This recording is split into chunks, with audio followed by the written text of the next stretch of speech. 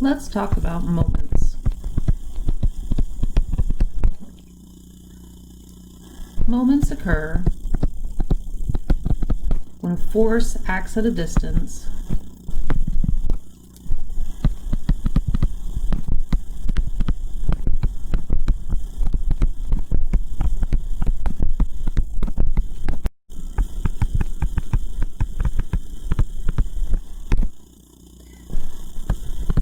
and causes rotation.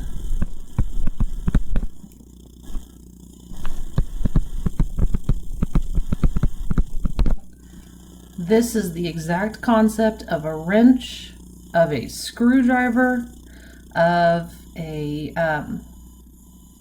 wheel and axle system. Those are all different kinds of moments where we have a rotational vector. We represent this in vector format because the whole goal is to get everything back to vectors so we can manipulate them. Starting first with a 2D system, I can have some sort of force over here. Force acting from A.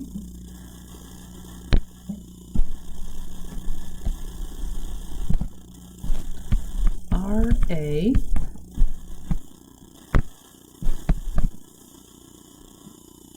And this force, F, acting at position RA, will then cause a moment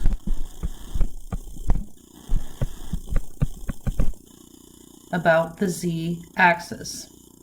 To determine whether a moment is positive or negative, we use right-hand rule.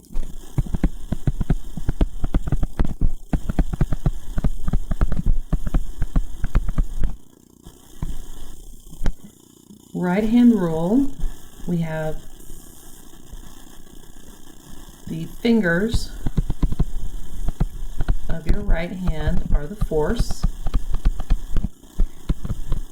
The palm of your right hand is equal to the position vector, and your thumb is the axis of the moment.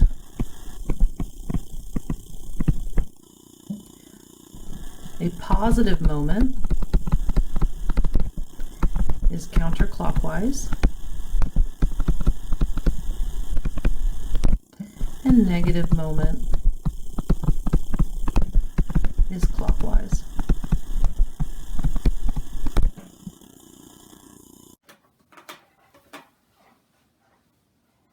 Using right-hand rule to figure out the direction of a moment, we are first going to start with some forces acting at some distances from the origin.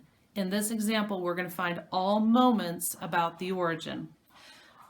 Now that we have that information, we're going to take our right hand, it's my right hand, okay, and I'm going to make it into a blade and put it with my heel of my hand at the origin, because that's where I want to sum the moments about, and I want to point my fingers towards the force.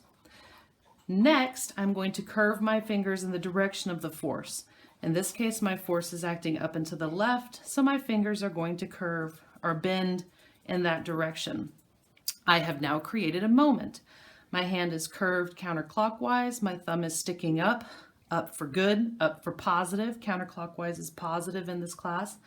So the force 1 acting at point A is causing a positive moment about the origin.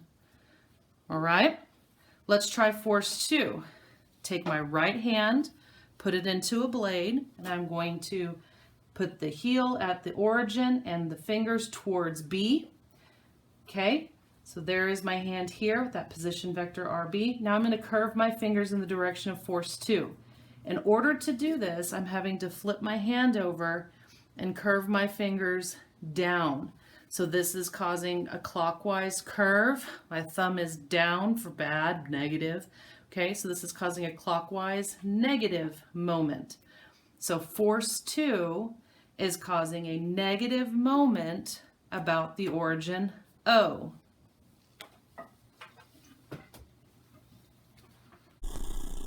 The equation for a moment about the origin, is equal to the position vector cross product the force vector. We're going to start using matrices. So my moment about the origin in my example above will be an I, J, K, position component X, position component Y, position component Z, force component X, force component Y, force component Z. And when we find the determinant of this matrix, that will give us our moment vector. Here is the determinant of the vector expanded. Let's put some numbers to it.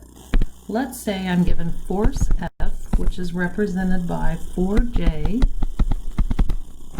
plus 3K pounds, and it is acting from point A, located at 6, 12, and 9 feet.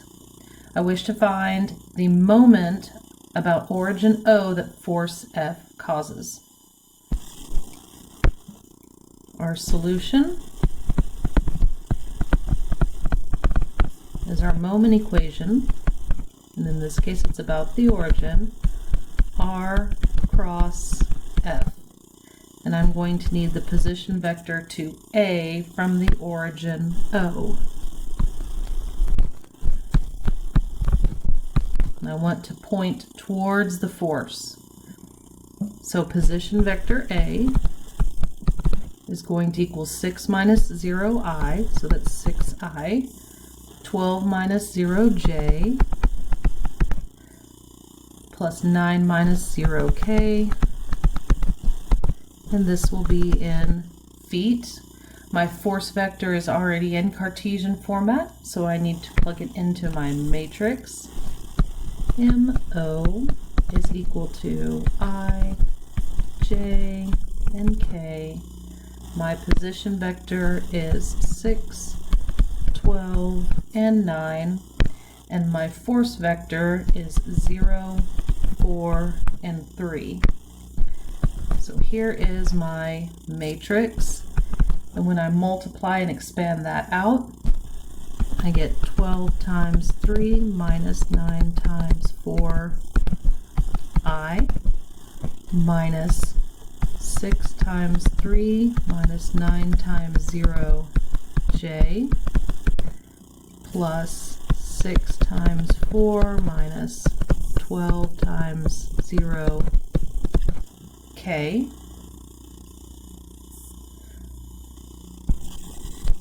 And cleaning that up, my moment about the origin is equal to negative 18 J plus 24K pound feet, because we're doing a force times the distance, so my units are going to be force and distance. If I want to find the magnitude and direction of the moment, I would take the moment magnitude as the square root of the sum of the squares, because it's just another vector, it just happens to be a rotational vector. And that would be equal to 30 pound-feet magnitude. And our directions, alpha, would equal to the inverse cosine of 0, because that would be 0I over 30. Beta would equal to the inverse cosine of 18 over negative 18 over 30. And gamma would equal to the inverse cosine of 24 over 30, giving us a magnitude and direction moment vector of 30 pound-feet acting at 90 degrees, 127 degrees, and 36.9 degrees.